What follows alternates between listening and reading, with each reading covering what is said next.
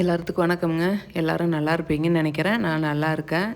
இன்றைக்கி க்ரீன் சட்னி பார்க்கலாம். க்ரீன் சட்னியில் நிறைய ஐட்டம்ஸ் இருக்குது. நம்மளது இன்றைக்கி கொத்தமல்லி தழை சட்னி பார்க்கலாம் எப்படிங்கிறத.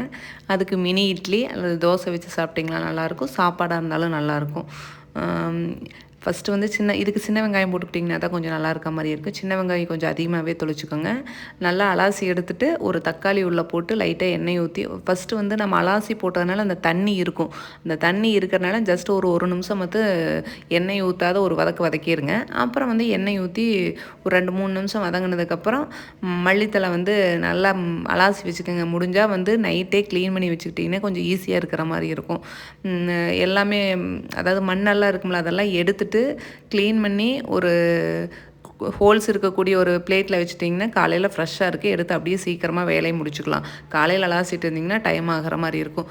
முடிஞ்ச வரையிலும் இந்த கீரை ஐட்டமெல்லாம் நைட்டு க்ளீன் பண்ணினா தயவு செஞ்சு அரிஞ்சு வைக்காதீங்க. வேர் பகுதி அந்த மண்ணெல்லாம் எடுத்துட்டு வேஸ்ட்டாக இருக்கக்கூடிய தலையெல்லாம் எடுத்துட்டு அதை அலாசி வச்சுட்டிங்கன்னா ஃப்ரெஷ்ஷாக அப்படியே இருக்குது. காலையில் சீக்கிரமாக வேலை முடிஞ்சிடும். நல்லா வெங்காயம் இது தக்காளி மட்டும் ஒன்று போட்டுக்கோங்க.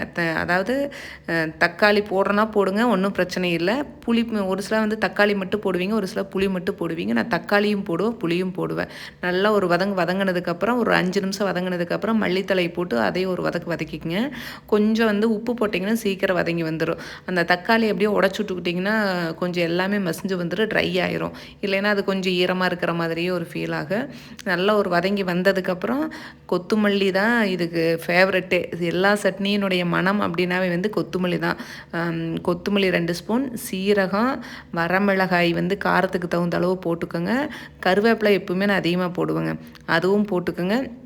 கடலைப்பருப்பு ஒரு ஸ்பூன்லேருந்து 1.5 ஸ்பூன் போட்டு அதையும் ஒரு வணக்கி விட்டு லாஸ்ட்டாக புளியை போட்டு தேங்காய், கடலை, பொட்டுக்கடலை போட்டிருக்கேன். நீங்கள் நிலக்கடலை கொஞ்சம் போடுறதுனால போடலாம், அது ஒரு டேஸ்ட்டாக இருக்கிற மாதிரி இருக்கும். நான் இன்றைக்கி பொட்டுக்கடலை தான் போட்டிருக்கேன். இது நான் 4 பேர்த்துக்கு அரைக்கிறேன். 5 பேர் 6 பேர் அந்த ரேஞ்சில் அரைச்சிங்கன்னா தேங்காய் கொஞ்சம் அதிகமாக போட்டுக்கோங்க, அவ்வளோதான். தக்காளி இன்னொன்று போட்டுக்கிட்டிங்கன்னா சட்னி கொஞ்சம் அதிகமாகிற மாதிரி இருக்கும். நல்லா அரைச்சிட்டு வந்தாச்சு. இது கொஞ்சம் நல்லா அரைச்சிங்கன்னா தான் கொஞ்சம் நல்லா இருக்க மாதிரி இருக்கும்.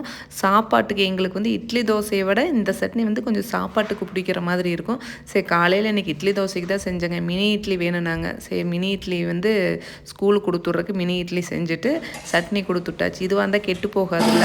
வேறு சட்னி எல்லாம் இருக்குன்னா தேங்காய் சட்னி எல்லாம் இருக்குன்னா கெட்டு போயிருக்கும். இதை அரைச்சி கொடுத்தாச்சு. ஏன்னா புளி போட்டிருக்கிறோம், அதனால் சீக்கிரமாக கெட்டு போகாது. முடிஞ்ச வரையிலும் 3 மணி வரையிலும் வேணாலும் நல்லா இருக்கிற மாதிரி இருக்கும். இந்த தோசைகள் அதிகமாக யூஸ் பண்ணாதையே வச்சுருந்தேன்னா நான்ஸ்டிக் யூஸ் பண்ணிகிட்டு இருந்தேன். அடிக்கடி பார்த்திங்கன்னா அப்படியே அடுப்பில் வச்சுட்டு மறந்துட வேண்டியது, புகை கிளம்பிட வேண்டியது, தோசையே வர்றதில்லை. அதனாலேயே சரி எண்ணெய் தேய்ச்சி ஊற்றலாம் அப்படின்னு சொல்லிட்டு ட்ரையாக இருந்தது, கழுவி வச்சுருந்தேன். சரி எண்ணெய் தேய்ச்சி ஊற்றங்காட்டி பரவாயில்ல வந்துருச்சு. இன்றைக்கி தோசையும் கொத்தமல்லி தழை சட்னியும் வச்சு வீட்டில் காலையில் சாப்பிட்டாச்சு. ஸ்கூலுக்கு இதே தான் கொண்டு போகணும் அப்படின்ட்டாங்க. மினி இட்லியுமே இந்த சட்னியும் கொடுத்து விட்டாச்சுங்க. மினி இட்லி எத்தனை வேணாலும் போட்டு கொடுத்தா அங்கே தீந்துடும். உண்மையாலுமே ஒரு டிஃபன் பாக்ஸில் இவனுக்கு தனியாக போட்டு கொடுத்துட்டு ஸ்கூலில் இருக்க ஃப்ரெண்ட்ஸுக்கு தனியாக போட்டு கொடுத்தாச்சுங்க. ஏன்னா இந்த மாதிரி ஒரு சில ஐட்டங்கள் தோசையாக இருந்தாலும் சரி, இட்லியாக இருந்தாலும் சரி, பூரி, சப்பாத்தி இந்த மாதிரி ஐட்டம், பிரியாணி ஐட்டம் இந்த மாதிரியெல்லாம் கொண்டு போகையில் யார் அவங்க பசங்க ஃப்ரெண்டு கொண்டாந்தாலும் சரி, இவன் கொண்டு போனாலும் சரி, யாருக்குமே சாப்பிட்றதுக்கு இருக்காது. அதனால் எப்பவுமே நான் 2 டிஃபன் பாக்ஸ் இந்த மாதிரி கொஞ்சம் டிஃப்ரெண்ட்டாக செய்யலை. இது டிஃப்ரெண்ட்டான்னு கேட்குறீங்க, ஆனால் இது பசங்களுக்கு இது டிஃப்ரெண்ட் தானுங்க. ஒயிட் ரைஸையே கொண்டாந்துட்டு இருக்கிறதுக்கு 2 டிஃபன் பாக்ஸில் போட்டு கொடுத்தாச்சு. ஒன்று இவனுக்கு, ஒன்று ஃப்ரெண்ட்ஸுக்கு அப்படிங்கிற மாதிரி. நல்ல இட்லி நல்லா சாஃப்டாக இருந்ததுங்க. உண்மையாலுமே பார்த்தாவே சாப்பிடணும் போல் அப்படிங்கிற மாதிரி தான் இருந்தது. இந்த சட்னிக்கும் இந்த காம்பினேஷன் நல்லா இருந்தது. இதை விட இதுக்கு தக்காளி சட்னி அப்படிங்கிறதும் நல்லாயிருக்கும். அதை வேணாலும் ட்ரை பண்ணி பாருங்கள்.